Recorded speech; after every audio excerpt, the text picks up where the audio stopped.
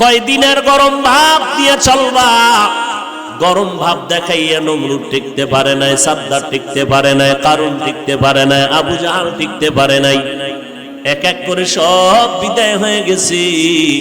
ও আল্লাহর বান্দারা, এখনো সময় আছে, নবীর মোহাব্বতে তরিকাটা গলার মালা বানাও। ও এলাকার মুসলমান, ও পর্দার আড়ালের আম্মা জানেরা, বোনেরা, ও বৃদ্ধ বাবাজি, মাটির মতো নরম তবিয়তটা, অভ্যাসটা অন্তরে নিয়া সন্তানগুলোকে আদর্শওয়ালা বানাও। দুনিয়া কিছুই না রে বাবা। আজকে আমি টাকার গরম দেখাই, আমার শিক্ষার গরম দেখাই, আমার গরমের মেয়াদ কত জানেননি? আমার বক্তাগিরির একটা গরম আছে, আমার মতো বড় কণ্ঠওয়ালা বক্তা বাংলাদেশে নাই। এই যে গরম গরম ভাব দেখাইয়া চলবো, এই গরমের মেয়াদ কত? আজরাইল আসা পর্যন্ত। আজরাইল যখন এসে হাজির হয়ে যাবে, তখন তিনটা সাদা কাফন আমার জন্য রেডি হয়ে যাবে। কে বক্তা, কে শ্রোতা, কে ইমাম, কে মুক্তাদি, কে ডাক্তার, কে রোগী, কোনো ভেদাভেদ থাকবে না। তিনটা সাদা কাফনের প্যাকেটে আপনিও যাইবেন, আমিও যাব। ওই প্যাকেটটা বানাইয়া যখন বাঁশবাগানে কবরের মধ্যে রেখে সবাই চলে যাবে, ওই কবরে কোনো ফেরেশতা জিজ্ঞাসা করবে না তুমি কয় নাম্বারের নেতা, কয় টাকার মালিক, তোমার বাড়ি গাড়ি কেমন, শিক্ষাগত যোগ্যতা কেমন। আমি হাফিজুর রহমানকে যেই প্রশ্ন করবে, আপনাকে সে একই প্রশ্ন করবে। সমস্ত কবরওয়ালাদের তিনটা প্রশ্ন করবে, রবের পরিচয় দাও, ধর্মের পরিচয় দাও, রাহমাতুল লিল আলামিনের পরিচয় দাও। এই তিনটা প্রশ্নের জবাব যারা দিতে পারবে, মদিনার নবী বলেন তাদের কবর হবে রওজাতুম মির রিয়াজিল জান্নাহ। আর যারা জবাব দিতে পারবা না, তাদের কবর হবে হুফরাতুম মিন হুফারিন নার। ও আল্লাহর বান্দা, কয়দিনের যৌবনের বাহাদুরি করবি? আল্লাহ বলেন সব মাখলুক তোমার গোলাম বানায় দিলাম। আসমানটাও তোমার গোলাম, সূর্য তোমার গোলাম, জমিন তোমার গোলাম, বাতাস তোমার গোলাম। কেমন গোলাম দেখছো নি? সূর্যের তাপ তোমরা ব্যবহার করো, নিতেছো, গ্রহণ করো, কোনো বিল নেই। আমি আল্লাহ পানি দিলাম ফ্রি, কোনো বিল নিলাম না। আমি আল্লাহ বাতাসটাও ফ্রি করে দিলাম, কোনো বিল চাইলাম না রে গোলাম। মাটির সৃষ্টির মানুষগুলো তোর সম্মান দিলাম সবার উপরে বাড়াইয়া। আর এই সম্মানটা যদি ধরে রাখতে পারো, আমি আল্লাহ ওয়াদা করলাম তোরে দুনিয়াতেও বাদশার চেয়ারে রাখবো, পরকালেও তোরে বাদশার চেয়ার দিয়া বিনা হিসাবে জান্নাত দিব। আর এই বাদশাহী যদি চাও, তোমার এই ঐতিহ্যকে ধরে রাখো। আর ঐতিহ্যকে যদি ধরে রাখতে চাও, তাহলে মাটির গর্বের মানুষ, মাটির দিয়ে তাকাই একটু নজর করো। মাটির মধ্যে একটা গুণ আছে, সেই গুণটা তোমার মধ্যে জমা করে নাও। বলে মাটির মধ্যে কি গুণ আছে? নজর করিয়া দেখো। একটা জমিনেরে 13 বার জাল দলিল দিয়া বিক্রি করিয়া দালালেরা কত টাকা খাইল, আসেনি? আল্লাহ কয় দেখ, এই জমিনটা কারোর সাথে বেয়াদবি করে নাই। এই জমিনের মধ্যে কত মানুষ মদের বোতল নিয়ে লাফায়। এই জমিন মাটির মধ্যে বৈশা কত মানুষ জিনা করে। মাটি তো কারোর সাথে খারাপ আচরণ করে না। যত জুলুম অন্যায় অত্যাচার গুলো ধৈর্যের সাথে মেনে নিতেছে। মাটি যদি মেজাজ গরম করে, দুনিয়াটা ধ্বংস করতে একটা সেকেন্ড লাগবে না। শরীয়তপুরের মানুষগুলো মাটি আর বাড়ি সহ পানির মধ্যে চলে গেল। এরে আল্লাহর গোলাম, এখানে যদি আল্লাহ অর্ডার করে মাটি তুই 50 ফিট নিচে ধসে যা, মাটি ধসে যাবে। বাড়িঘর শুদ্ধ মানুষ আর ধরো বলতেও কোনো সময় পাবে না। আল্লাহ তাআলা বলেন মাটির মধ্যে তাকায় দেখ, এই মাটির মধ্যে একটা গুণ আছে। এই মাটি যত জুলুম করা হয়, কারো সাথে খারাপ আচরণ করে না, বরং নিজের ধৈর্যের পাহাড় হইয়া সব মেনে নেয়। ও মাটির মানুষ, তোমার মধ্যে এই গুণটা অর্জন করো। তুমি গরম মেজাজ দেখাইও না, মাটির মতো নরম হইয়া জমিনে চলো। আল্লাহ বলেন ও মানুষ, তোমাদেরকে আমি আল্লাহ শক্ত মাটির থেকে বানাইছি, নাপাক পানির থেকে তোমাদেরকে আমি আল্লাহ রূপান্তরিত করলাম। ওই নাপাক পানিটাকে 40 দিন করে আমি আল্লাহ ফেরেশতার মাধ্যমে মেহনত করাইলাম। নাপাক পানি 40 দিনের শোধনের কারণে ওটা রক্ত, জমাট রক্ত হয়ে গেল। জমাট রক্তকে আবার 40 দিন শোধন করার পরে গোশতের টুকরা, এর উপরে হাড্ডি, আবার 40 মেহনতে আবার এর উপরে গোশত, আমি আল্লাহ সুন্দর করে মায়ের গর্ভে সুন্দর একটা স্ট্রাকচার বানায় দিলাম। আমি আল্লাহ আস্তে আস্তে করে ধীরে ধীরে তোমার মতো মানুষটা আমি ফেরেশতার মাধ্যমে মায়ের গর্ভে সুন্দর করে বানিয়েছি। আল্লাহ বলেন আমি মাটির থেকে সৃষ্টি করেছি, এটাই আসল। নাপাক পানির থেকে যদি হয় তো কেমনে হবে? আবার মাটির থেকেই যদি আসল হয়, কই আমাদের তো নাপাক পানির থেকে আমরা আসছি, মাটির থেকে তো আসি নাই। এর জবাব হলো মাটির থেকে তোমাদের সৃষ্টি করার অর্থ হলো, এক নাম্বার আমি তোমার বাবা আদমের ডাইরেক্ট মাটির থেকে আমি আল্লাহ নিজে বানায় দিলাম। আর আদমের পাজরের হাড় থেকে তোমাদের মা হাওয়া আলাইহিস সালামের আমি আল্লাহ বানাইছি জান্নাতের ভেতরে। আদম নবী জান্নাতে আরামে ঘুমায়, ঘুমের গভীরতার মধ্যে আমি রব্বুল আলামিন আদমের পেছনের হাড় নিয়ে হাওয়াকে বানাইয়া সুন্দরী রূপসী করে পোশাক পরাইয়া একটু দূরে আমি বসায়া রেখেছিলাম। আদম ঘুম থেকে উঠিয়া অচেনা সুন্দরী রূপসীকে দেখে আকর্ষণ বাড়তে লাগলো। আদম ওদিকে মন যায়নি, কয়ে যায়, বলে যাওয়ার আগে পদ্ধতিটা কমপ্লিট করে নাও। আমি আল্লাহ এর সাথে তোমার হালাল বৈধতার সার্টিফিকেট দিতেছি। বলে কেমনে? বলে আমার বিশ্ব নবী রাহমাতুল লিল আলামিনের উপরে 4 বার অথবা তুমি 11 বার দরুদ শরীফ পড়ো তো হালাল হয়ে যাবে। আদম নবী তাই করলেন, 11 বার মদিনাওয়ালা নবীর উপরে দরুদ পড়লেন। আম্মা জান হাওয়া হালাল হয়ে গেলেন। 2 জন জান্নাতে থাকবেন। আল্লাহ বললেন থাকো, আনতা ওয়া যাওজুকাল জান্নাতা ওয়া কুলা মিনহা রাগাদান হাইসু শি'তুমা। মনে যখন যা চায় জান্নাতের ভেতরে বিচরণ করো আর খাও, তবে সাবধান। একটা গাছকে ইশারা করে বললেন, ওয়ালা তাকরাবা হাযিহিশ শাজারা, ওই গাছের নিকটেও যাইবা না, যদি যাও তো জালেম। ফাতাকুনা মিনাজ জালিমিন।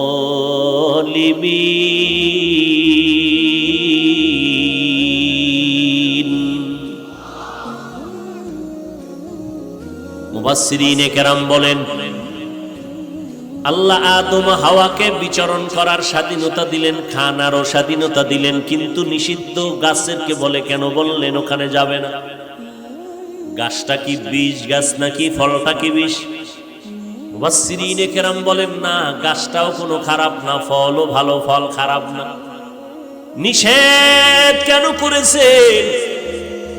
কিয়ামত পর্যন্ত আওলাদে আদমদের আল্লাহ একটা বিধান কায়েম করায় দিলেন আদমের মাধ্যমে। এই আদম সন্তান, জান্নাতের মধ্যে তোমার আব্বা আম্মা বিচরণ করেছে, মনের মতো খাইছে, কিন্তু এরপরও সীমাবদ্ধ স্কেল লাগায় দিছি, পাইলেই খাওয়া যাবে না, নিষিদ্ধ গাছের কাছেও যাইবা না। তোমাদের জিহ্বাটাও কিন্তু গরুর মতো দৌড়ায়, হালাল চেনে না, হারাম চেনে না। সাবধান, খাইতে কোনো নিষেধ নাই, স্বাধীনতা দিয়া দিলাম, তবে বাবার মতো তোমাদের উপরেও সীমাবদ্ধতা দিলাম। জীবনে যত হালাল পাবি খাবি, তবে হারাম দেখলে খাবি না। হারাম খানা বন্ধ করে দিও, ব্যবসা করো হালাল, কিন্তু ব্যবসার নামে সুদের সাথে জড়িত হইও না, হারাম। সুদ দিবা না, নিবা না, সাক্ষীও থাকবা না, তাহলে যে দিল যেই পরিমাণ অপরাধী, যে নিল সে ওই পরিমাণ অপরাধী, যারা লেখলো সাক্ষী হইল সবাই একই অপরাধী। বলে অপরাধ কি? বলে ছোট অপরাধ, নিজের মায়ের সাথে 24 ঘন্টা জিনার গুনাহ লেখা হবে। নাউজুবিল্লাহ, আয়েনা হারাম খাইয়া এত মজা পাইছে ও, নাউজুবিল্লাহ আয়েনা। আল্লাহ তাআলা বলেন, আমি দুই দল মানুষের সাথে যুদ্ধ করার ঘোষণা দিয়েছি। দুই দল মানুষের সাথে আমি আল্লাহ নিজে যুদ্ধ করার ঘোষণা দিলাম। এক দলের কথা কোরআনে, আর এক দলের কথা বুখারী শরীফে। কোরআনের বর্ণিত সূরা বাকারা 275 নম্বর আয়াত। সুদের সাথে যারা জড়িত হবে আল্লাহ তাদের সাথে যুদ্ধর ঘোষণা দিলেন। কারণ তোর মায়ের সাথে তুই জিনার গুনাহ করবি, আমি আল্লাহ তোরে ছেড়ে দিতে পারি না। সুদের সাথে যারা জড়িত ভালো করে রেকর্ড করেন, কলবে ঢুকান। জীবনভর নামাজ পড়বেন, একটা সিজদাও কবুল হবে না। 13,000 বার মক্কায় হজ করবেন, একটা লাব্বাইকও কবুল হবে না। সুদের খাতায় নাম লেখাইয়া 5 তালা মসজিদ বানাইলো, একটা নেক আমল নামায় আসবে না। 13,000 বার কোরআন খতম করলে একটা অক্ষরের নেক আমল নামায় লেখা হবে না। যতবার মোনাজাত দিবেন কসম আল্লাহর, একটা মোনাজাতও কবুল হবে না। কোরআন শরীফ খুলো, তওবা না করে যদি মরে যাও আল্লাহ ঘোষণা দেয় চিরস্থায়ী তোমার জন্য জাহান্নাম। বলার দায়িত্ব আমার, মানবেন কিনা সে দায়িত্ব আপনার। এবার বলবেন হুজুর আপনাদের মতো কি সম্ভব? বাদ দেন আমগো হুজুরের গোষ্ঠী বাদ। এবার আপনার সাইনবোর্ডে দাঁড়ান। আপনি চাকরি করেন, আপনি ব্যবসা করেন, আপনি লেখাপড়া করেন। এবার আপনার বিবেক নামের আদালতকে জিজ্ঞাসা করি, আপনার মতো র্যাব, আর্মি, পুলিশ, বিডিআর এর চাকরি করে, এমপি, মন্ত্রী, chairman, member, OC, DC, SP, 5 বেলার নামাজ পড়ে, হালাল খায়, ব্যবসা করে, 1 টাকাও হারাম খায় না। যদিও সংখ্যায় কম, তবে হালাল রাস্তায় চলনেওয়ালা আপনাদের লাইনের মানুষ আছে না নাই? বাস শেষ। ইয়া আইয়ুহাল্লাযীনা আমানুত্তাকুল্লাহ ওয়া যারু মা বাকিয়া মিনার রিবা ইন কুনতুম মুমিনিন। আল্লাহ এই সুদের থেকে আমাদের গোটা জাতিকে হেফাজত করেন। আরো জোরে বলেন আল্লাহ তাআলা বলেন, আমি মানুষ মাটির থেকে সৃষ্টি করলাম, তোমাদের আব্বা এবং তোমাদের মা এই দুইজন। আল্লাহ নিষেধ করলেন ওই গাছের কিনারায় যাবা না, গেলেন শয়তানের ধোকায়। এরপরে দুজনকে ইতিহাস আপনারা জানেন, দুনিয়ায় পাঠায় দিলেন। দুইজনে দুই জায়গায় ছিলেন, এক সময় দুজন এক জায়গায় হলেন। আরাফার ময়দানে দুজনের বহু বছর পরে মোলাকাত হয়ে গেল। দুইজন এবার সংসার করা শুরু করলেন।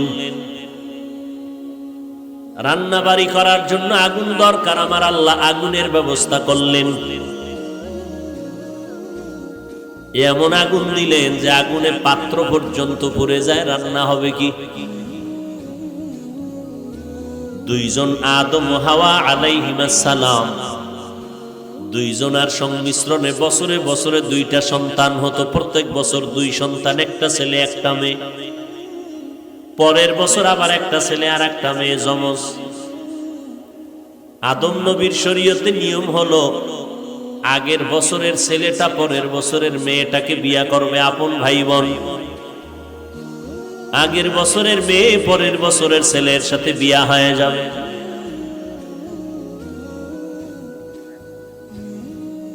আল্লাহ বুঝাইলেন, মা বাবা যেই পদার্থের হবে সন্তানও সেই পদার্থেরই হবে। আদম যেহেতু মাটির, আম্মাজান হাওয়া যেহেতু মাটির, আমরা তার সন্তান, আমরাও মাটির। এক জবাব ক্লিয়ার।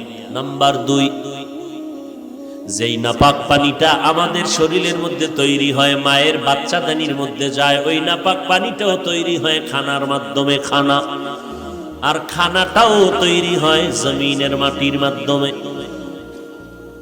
2 নাম্বার 3, নাপাক পানি যখন মায়ের বাচ্চাদানিতে নেওয়া হয়, আল্লাহ তাআলা ফেরেশতা পাঠাইয়া কয়, ও ফেরেশতা, ওই নাপাক পানির সাথে একটু মাটি মিশ্রণ করে দাও। কোথায় পাবো মাটি? বলে এই বান্দা বান্দি দুনিয়াতে যাওয়ার পরে যেখানে তার মরণ হবে, ওই কবর থেকে একটু মাটি এনে নাপাক পানির সাথে লাগায়া দাও। এটাই হবে বান্দা মাটির সৃষ্টি। কবে দুনিয়াতে আসবে আর মরবে আর কবর হবে কেউ জানি আমরা? আল্লাহ কয় আমি জানি। আমি ফেরেশতাকে বললাম, এই বান্দা এতদিন বাঁচবে, অমুক জায়গায় কবর হবে, ওখান থেকে মাটি নিয়ে আস। কথা হইল, যারা আগুনে পুড়ে গেল, পানিতে শেষ, লাশও নাই, এগো মাটি হইল কই? মুফাসসিরিনে কেরাম বলেন, মানুষের সব অঙ্গ প্রত্যঙ্গ আগুনেও যদি পুড়ে দাও, পানির মধ্যেও যদি নিশ্চিহ্ন হয়ে যায়, তবে একটা অংশ আছে আমাদের পিঠে যে একটা মেরুদণ্ড আছে, সোজা হাড়, এই হাড়ের নিচে একটা মার্বেলের মতো গোড়া আছে, গোড়া। এটা কিয়ামতের আগ পর্যন্ত কখনো পানিতেও নষ্ট হবে না, আগুনেও পুড়বে না। ওই অংশটা কোনো না কোনো একদিন মাটির সাথে গিয়া লাগবে, আর ওইটাই হবে তার কবর। আল্লাহ জানেন, ফেরেশতাকে বলে দেয় এখান থেকে মাটি নাও। এতক্ষণ শুধু যুক্তি টুক্তি দিয়া প্রমাণ কি করতে চাইলেন উলামায়ে কেরাম? যে গোটা জগতের মানুষ মাটির সৃষ্টি। এত যুক্তি দিয়া মাটির সৃষ্টি প্রমাণ করতে চাইলেন কেন? মাটির সৃষ্টির মতো শ্রেষ্ঠ আল্লাহর মাখলুকতের মধ্যে আর কেউ নেই। নূরের সৃষ্টিরাও শ্রেষ্ঠ না, আগুনের সৃষ্টি শ্রেষ্ঠ না, একমাত্র মাটির সৃষ্টি মানব জাতি শ্রেষ্ঠ। এই সিদ্ধান্ত কার? স্থায়ী সিদ্ধান্ত, নাড়াচাড়া করার কোনো কায়দা। নূরের সৃষ্টি শ্রেষ্ঠ, আগুনের সৃষ্টি শ্রেষ্ঠ, একমাত্র মাটির সৃষ্টি মানব জাতি শ্রেষ্ঠ। কেমন শ্রেষ্ঠ? এদের কোনো তুলনা। ওয়ালাকাদ কাররামনা বানি আদম ওয়া হামালনাহুম ফিল বাররি ওয়াল বাহরি ওয়া রাযাকনাহুম মিনাত তাইয়্যিবাত ওয়া ফাদ্দালনাহুম আলা কাসীরিন মিম্মান খালাকনা তাফদীলা। বনি আদম বড় দামি, এদের মতো শ্রেষ্ঠ কেউ নাই। নূরের সৃষ্টিরও এত দাম নাই, মাটির মানুষের এত দাম। আল্লাহ বলেন, আমি তোমাদের জন্য পবিত্র হালাল রিজিকের ব্যবস্থা করে দিলাম আমি আল্লাহ নিজে। গরুতে ঘাস খায়, ফ্যান খায়, খেরকুটা খায়, শুকরে পায়খানা খায়, কুকুরে ময়লা খায়, আর আমি আল্লাহ তোমার জন্য গোটা জমিনের মধ্যে পিওর খানার আয়োজন করে দিলাম হালাল। তরমুজ খাবি, মজা কইরা খাবি না, খাবার দিয়া দিছি যেন তোর খাইতে কোনো কষ্ট না হয়, ময়লা যেন না লাগে। কিন্তু তুই কত বড় নিমখ হারাম, ওই তরমুজের ভিতরে তুই মেডিসিন ঢুকাইছো। কত বড় তুই নিমখ হারাম, তোরে জুতা দিয়ে ১.৫ বছর ভিড়াইলেও তো ঝাল মিলে না। তুই কত বড় বেঈমান। আল্লাহ তাআলা বলেন, তোরে আমি কত ভালোবাসি, আমি তোমার জন্য হালাল খানার আয়োজন করে দিলাম। পিওর মশলা লাগবে, মশলা, পেঁয়াজ, রসুন, আদা, তেজপাতা, এরপরে দারচিনি, এলাচি, তোর আব্বাই বানায় দি। আল্লাহ কয়, আমি জমিনে গাছ লাগাইয়া ব্যবস্থা করে দিচ্ছি। ওয়া আদাসিহা ওয়া বাসলিহা, তুই ভাত খাবি, চাল দরকার, আমি আল্লাহ পাক চালটারে কাবার করে দিলাম ধান। এটারে বান্দা তুই প্রিপেয়ারিং করিয়া, শোধন করিয়া করিয়া তুই চাল বের করো। আমি আল্লাহ তাআলা ওই চালের মধ্যে এত ভিটামিন দান করলাম, তুই এত বড় নেমো খারাম, ওই চালের মধ্যে আবার মেশিন লাগাইছো, মোটাটারে চিকন বানাইছো, মেডিসিন মাইরা ভিটামিনের পুষ্টি শুদ্ধ উদ্ধার করে দিছো রে নিমো খারাম করেনি? কি মিনিগেট আরো কত কচু, পুলিশে আরে ভিডারে ভিডা, এই নাম পাইছো কই? এই 2 নাম্বারই শিখছো কই? স্যার আমার দোষ কি? যারা এটি বানায় মেশিনে ধরেন খবর নাই, সারাদিন মোরাকাবা করে মোবাইল নিয়ে, কি দেখে আল্লাহ জানে। এডি আর দেখেন 2 নাম্বারই ব্যবসা করে, দেখছেননি কারবার? ফার্মের মুরগি দিলে খায় না কেন? দেশি দাও, খাইতে গেলে দেশি, আর সব ব্যবহার করে বিদেশি। পোশাক কেন দেশিটা হবে না? গেঞ্জি বিদেশি, মুজা বিদেশি, ঘড়ি বিদেশি, মোবাইল বিদেশি, আরো সব বিদেশি, খাইতে গেলে দেশি। ডাক্তার কইছে মিষ্টি খাওয়া হারাম, খাইলেই মরবি।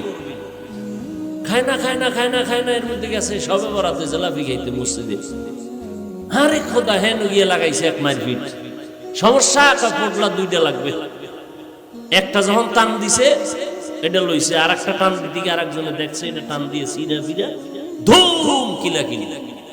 এইবার ওখানতে কসম খাইয়া বের হয়, খোদায় যেন হেন আর না। এখানে এমন আশিকের রাসূল আছেন যারা আজকে ফজরের নামাজ পড়েন নাই, জোহরের নামাজ পড়েন নাই, আসরের নামাজ পড়েন নাই, মাগরিব পড়েন নাই, এশার নামাজ পড়েন নাই। কি বয়ান করব আপনারে?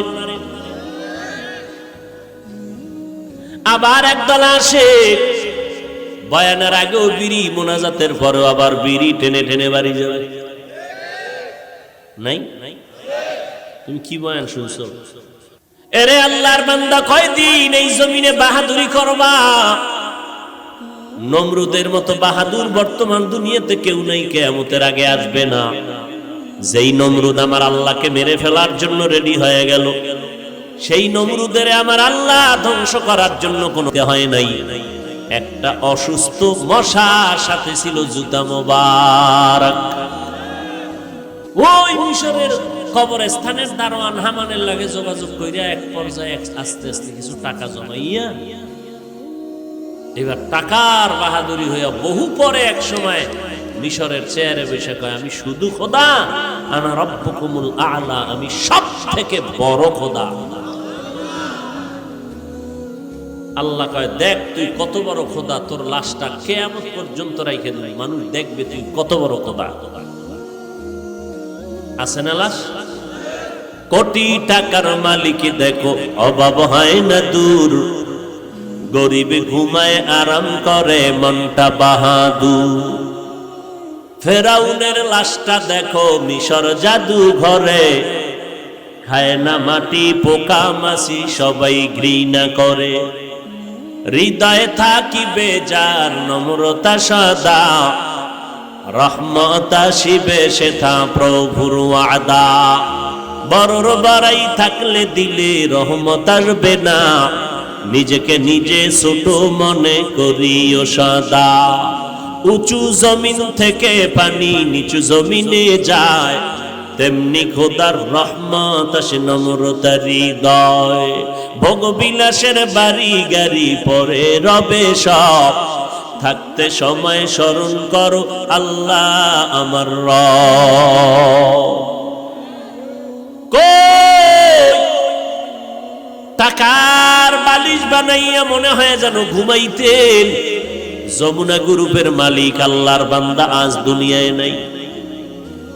করোনা আক্রান্ত হয়ে গেল, ডাক্তারেরা কত হাজার কোটি টাকা চাও, নিয়ে যাও, কলম দিয়া স্টাম্প দিয়া দেই, আমারে বাঁচাও। দুনিয়ার সব ডাক্তারেরা টাকার মোকাবেলায় ওই যমুনার মালিকের আর বাঁচাইয়া রাখতে পারলো না। আল্লাহর বান্দা আজ কবরে খালি হাতে চলে গেল, তার জীবনের সব কামাই দুনিয়ার মাটিতে পড়ে রইল। মিনহা খালাকনাকুম, এরে মাটির মানুষ, আমি তোমাকে অনেক সম্মানিত করে দিলাম। মাটি উপরে মারলে নিচে যায়, থাকেও পায়ের নিচে, কিন্তু মনে মনে ভাবিস না তোর সম্মান বুঝি মাটি পায়ের নিচে না। আমি আল্লাহ তোর সম্মান এত বাড়াইয়া দিলাম, দুনিয়ার সব জিন ফেরেশতা পর্যন্ত তোর গোলামির জন্য পাগল হয়ে আছে।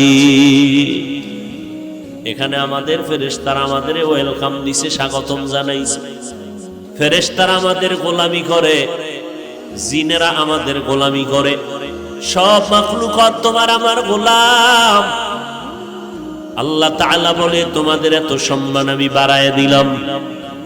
একটা গরুর এত শক্তি, গাভীর এত শক্তি, কিন্তু বান্দা যখন সামনে দাঁড়ায় দুর্বল হয়ে যায়।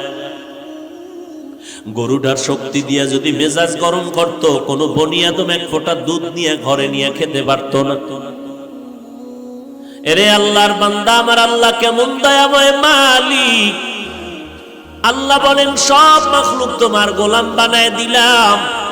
আসমানটাও তোমার গোলাম, সূর্য তোমার গোলাম, জমিন তোমার গোলাম, বাতাস তোমার গোলাম। কেমন গোলাম দেখছো নি? সূর্যের তাপ তোমরা ব্যবহার করো, নিতেছো, গ্রহণ করো, কোনো বিল নেই। আমি আল্লাহ পানি দিলাম ফ্রি, কোনো বিল নিলাম না। আমি আল্লাহ বাতাসটাও ফ্রি করে দিলাম, কোনো বিল চাইলাম না রে গোলাম। মাটির সৃষ্টির মানুষগুলো তোর সম্মান দিলাম সবার উপরে বাড়াইয়া। আর এই সম্মানটা যদি ধরে রাখতে পারো, আমি আল্লাহ ওয়াদা করলাম তোরে দুনিয়াতেও বাদশার চেয়ারে রাখবো, পরকালেও তোরে বাদশার চেয়ার দিয়া বিনা হিসাবে জান্নাত দিব। আর এই বাদশাহী যদি চাও, তোমার এই ঐতিহ্যকে ধরে রাখো। আর ঐতিহ্যকে যদি ধরে রাখতে চাও, তাহলে মাটির গর্বের মানুষ, মাটির দিয়ে তাকাই একটু নজর করো। মাটির মধ্যে একটা গুণ আছে, সেই গুণটা তোমার মধ্যে জমা করে নাও। বলে মাটির মধ্যে কি গুণ আছে? নজর করিয়া দেখো। একটা জমিনেরে 13 বার জাল দলিল দিয়া বিক্রি করিয়া দালালেরা কত টাকা খাইল, আসেনি? আল্লাহ কয় দেখ, এই জমিনটা কারোর সাথে বেয়াদবি করে নাই। এই জমিনের মধ্যে কত মানুষ মদের বোতল নিয়ে লাফায়। এই জমিন মাটির মধ্যে বৈশা কত মানুষ জিনা করে। মাটি তো কারোর সাথে খারাপ আচরণ করে না। যত জুলুম অন্যায় অত্যাচার গুলো ধৈর্যের সাথে মেনে নিতেছে। মাটি যদি মেজাজ গরম করে, দুনিয়াটা ধ্বংস করতে একটা সেকেন্ড লাগবে না। শরীয়তপুরের মানুষগুলো মাটি আর বাড়ি সহ পানির মধ্যে চলে গেল। এরে আল্লাহর গোলাম, এখানে যদি আল্লাহ অর্ডার করে মাটি তুই 50 ফিট নিচে ধসে যা, মাটি ধসে যাবে। বাড়িঘর শুদ্ধ মানুষ আর ধরো বলতেও কোনো সময় পাবে না। আল্লাহ তাআলা বলেন মাটির